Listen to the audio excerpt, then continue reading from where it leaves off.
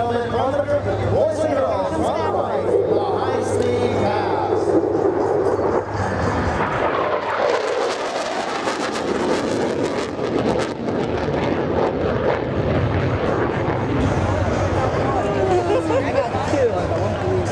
Captain Dover is now slowing the F-16 to prepare for a slow-speed, high-alpha pass. While the Viper can fly at more than twice the speed of sound, slow-speed control is just as important to those who fly it. High-alpha refers to the high angle of attack at which the aircraft is flying. Captain Dover is holding the Viper at a 20-degree nose-up position and moving at only 130 miles per hour.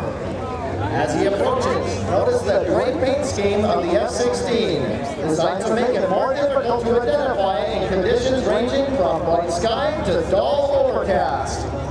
When he reaches show center, Captain Dover will apply full afterburner and accelerate his aircraft into a nearly vertical climb, demonstrating the F-16's awesome thrust-to-weight ratio